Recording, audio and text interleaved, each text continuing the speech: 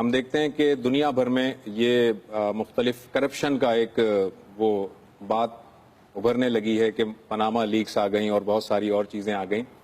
Corruption کو کیا اسلام نے کوئی ڈیفائن کیا ہے؟ کرپشن ہے کیا؟ اگر میں اپنا پیسہ کسی اور جگہ انویسٹ کرتا ہوں تو کیا یہ کرپشن ہوگی ملک سے باہر اگر انویسٹ کرتا ہوں، یا کرپشن کو کسی اور تناظر میں اسلام دیکھتا ہے اور اس کی تعریف کیا کرتا ہے؟ اس کے دو پہلو ہیں. ایک یہ چیز ہے کہ آپ نے چوری کی ہے، غبن کیا ہے، دھوکہ دیا ہے، قومی خزانے کو نقصان پہنچایا ہے، یہ اپنی جگہ پر اخلاق کی برائیاں ہیں. ان کی صورت کیا ہوگی؟ یہ صورت بعض معاملات میں تو ابدی طور پر طے ہوئی ہوئی ہے. یعنی جب سے دنیا بنی ہے، جب تک دنیا رہے گی، کچھ بنیادی اخلاقی چیزیں ہیں جو ہمیشہ ملحوظ رہیں گی. اگر کوئی آدمی خزانے میں سے روپیہ چرا لیتا ہے، اگر کوئی آدمی قومی دولت کا ضیاع کرتا ہے، تو ظاہر ہے کہ اس کے بارے میں کسی بحث کی ضرورت نہیں ہے. لیکن دوسری صورت یہ ہوتی ہے کہ کچھ قوانین بنا دیے جاتے ہیں. تو موجودہ زمانے میں قومی ریاستیں وجود میں آ گئیں، ٹیکسیشن کے قوانین بن گئے. ان ٹیکسیشن کے قوانین کے تحت آپ ایک ریاست کے شہری کے طور پر پابند ہوتے ہیں کہ آپ جو متعین کر دیا گیا وہ ٹیکس ادا کریں. ٹھیک ہے. جب آپ اس کو بچانے کی کوشش کرتے ہیں تو ظاہر ہے کہ یہ بھی ایک نوعیت کی چوری بن جاتی ہے. تو اسلامی شریعت میں بھی دو طرح کے جرائم ہوتے ہیں. ایک وہ جرائم ہیں جو ابدی اخلاقیات میں طے ہے، اور دوسرے وہ جرائم ہیں جو اطلاقی طور پر سوسائٹی کے حالات کے لحاظ سے پیدا ہوتے ہیں. میں نے آپ کے ساتھ کوئی معاہدہ کیا ہے، اب میں اس معاہدے کی خلاف ورزی کروں گا تو ظاہر ہے کہ یہ ایک جرم ہوگا. یعنی اگرچہ جو معاملہ ہم کر رہے ہیں وہ ہو سکتا ہے کہ بالکل جائز یا ناجائز کے حدود سے ماورا ہو، لیکن چونکہ میں نے آپ کے ساتھ معاہدہ کر لیا ہے تو اب مجھے اس کی پابندی کرنی چاہیے. تو ریاست کے قوانین کا معاملہ بھی یہی ہے کہ ہم جب ایک قوم کی حیثیت سے ایک ریاست میں رہ رہے ہوتے ہیں، اس کے شہریوں کی حیثیت سے اپنی ذمہ داریاں ادا کر رہے ہوتے ہیں، تو ہم ایک نوعیت کے کانٹریکٹ میں، معاہدے میں بندھے ہوئے ہوتے ہیں.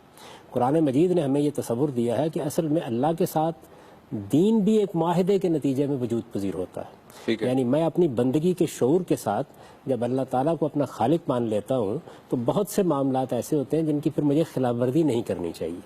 یہی صورتحال ریاست کی ہے. تو اس لیے کرپشن کے اطلاقی معاملات زمانے کے ساتھ تبدیل بھی ہوتے رہتے ہیں. آپ نے ایک معاہدہ کر لیا ہے، ایک قانون بنا لیا ہے، ایک قاعدہ اختیار کر لیا، اب اس کی خلاف ورزی بھی ایک جرم بن جائے گی.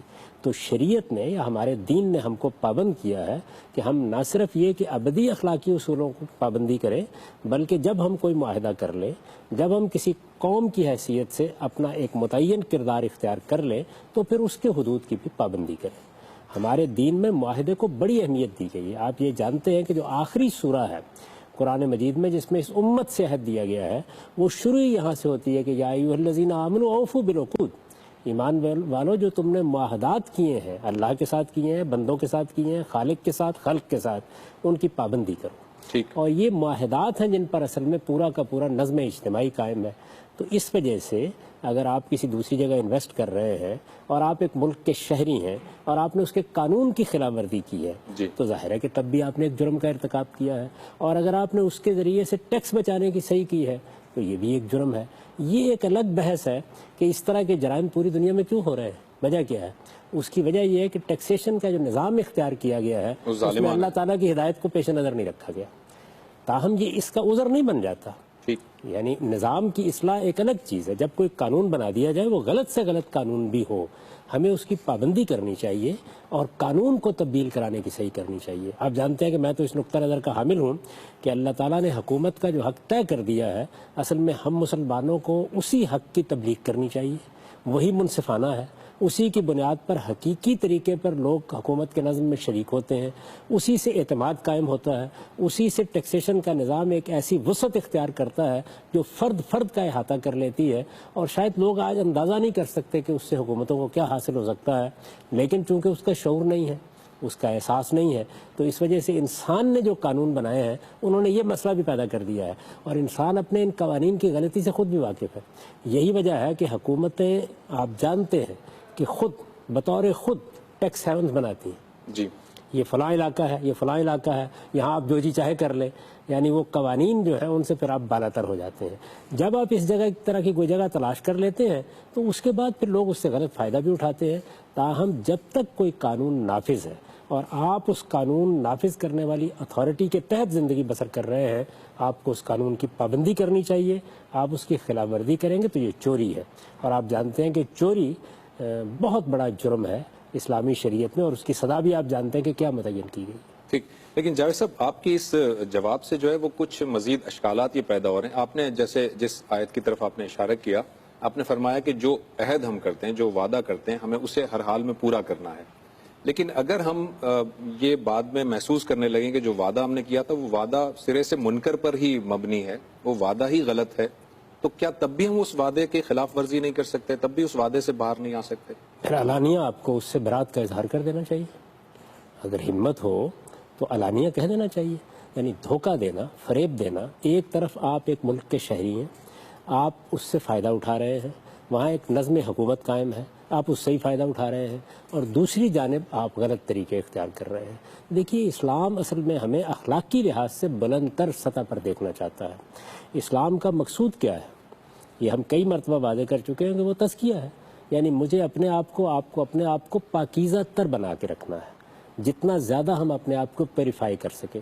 تو اس وجہ سے اخلاقی معاملات میں ہمیں پوری احتیاط کے ساتھ اپنے پروردگار کو حاضر ناظر جان کر اپنے معاہدات کی پابندی کرنی چاہیے.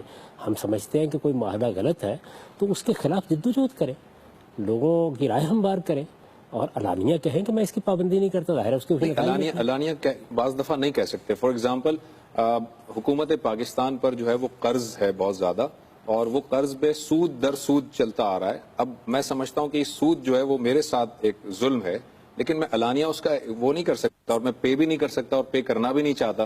تو کیا سود کے معاملے میں جو میں نے کانٹریکٹ سائن کیا تھا وہ میں اسی طرح پے کرتا رہوں گا, اس سے میں علانیہ باہر بھی نہیں آ سکتا؟ کس طرح سے کروں گا؟ نہیں, دیکھیے, یہ تو کسی طرح بھی موضوع نہیں ہے نا کہ آپ باہر آئے اور دوسرے کو دھوکہ دے کے باہر آئے. یعنی ایک کام کرتے ہوئے آپ ایک دوسرے جرم کا ارتکاب تو نہیں کر سکتے. صحیح. تو اگر آپ کے اندر علانیہ ہمت نہیں ہے تو پھر آپ کو بہرحال اس جبر کو سہنا ہے, اس ظلم کو سہنا ہے. یہ ظلم ہوگا.